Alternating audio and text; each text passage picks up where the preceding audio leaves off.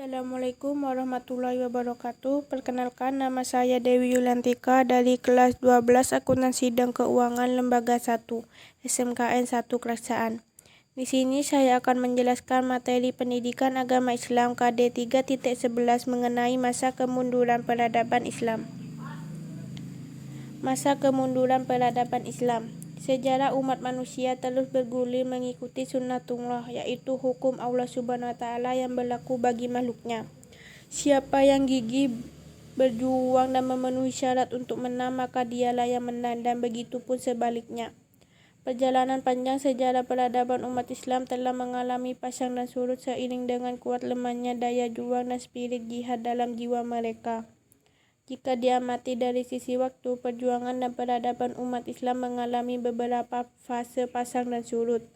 Berdasarkan periodisasi sejarah peradaban Islam menurut Harun Nasution, benih-benih perpecahan dan disintegrasi sudah muncul sejak fase kedua dari periode klasik 1000 sampai 1250 Masehi.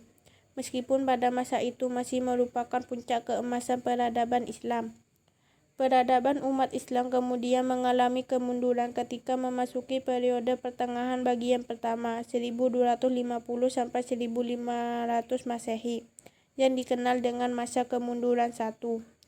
Sejarah kurang lebih 2,5 abad tenggelam dalam ketertinggalan. Peradaban Islam kembali menggeliat dengan munculnya 3 kerajaan besar 1500 sampai 1800 Masehi. Bahkan kembali mengalami kemajuan hingga memasuki abad ke-18 Masehi. Setelah itu, grafik perkembangan peradaban umat Islam kembali menurun hingga memasuki abad ke-19 Masehi.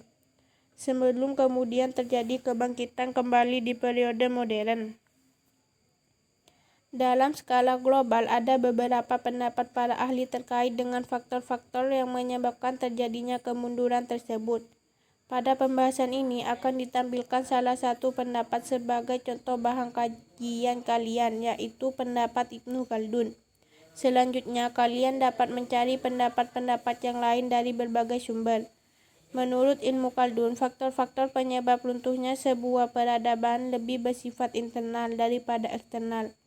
Suatu peradaban dapat runtuh karena timbulnya materialisme, yaitu kegemaran pengusaha dan masyarakat menerapkan gaya hidup malas yang disertai dengan sikap bermewah-mewah. Sikap ini tidak hanya negatif, tapi juga mendorong tindak korupsi dan dekadensi moral. Lebih jelas, Ibnu Khaldun menyatakan, tindakan pelanggaran hukum dan penipuan demi tujuan mencari nafkah meningkat di kalangan mereka. Jiwa manusia dikenakan untuk berpikir dan mengkaji cara-cara mencari nafkah dan menggunakan segala bentuk penipuan untuk tujuan tersebut. Masyarakat lebih suka berbohong, berjudi, menipu, menggelapkan, mencuri, melanggar sumpah, dan memakan riba. Tindakan-tindakan amoral di atas menunjukkan hilangnya keadilan di masyarakat yang akibatnya menembus kepada elit pengusaha dan sistem politik. Kerusakan moral pengusaha dan sistem politik mengakibatkan berpindahnya sumber daya manusia SDM ke negara lain, brain drain, dan berkurangnya pekerja terampil karena mekanisme rekrutmen yang terganggu. Semua itu bermuara pada turunnya produktivitas pekerja dan di sisi lain menurunnya sistem pengembangan ilmu pengetahuan dan keterampilan. Dalam peradaban yang telah hancur, masyarakat hanya memfokuskan pada pencarian kekayaannya secepat-cepatnya dengan cara-cara yang tidak benar. Sikap malas masyarakat yang telah diwarnai oleh materialisme pada akhirnya mendorong orang mencari harta tanpa berusaha. Ibnu Khaldun menegaskan, mata pencaharian mereka yang telah hilang. Jika ini terjadi terus-menerus, maka semua sarana untuk membangun peradaban akan rusak dan akhirnya mereka benar-benar akan berhenti berusaha. Ini semua mengakibatkan deskripsi dan kehancuran peradaban. Jika kekuatan manusia, sifat-sifatnya serta agamanya telah rusak, kemanusiaannya juga akan rusak.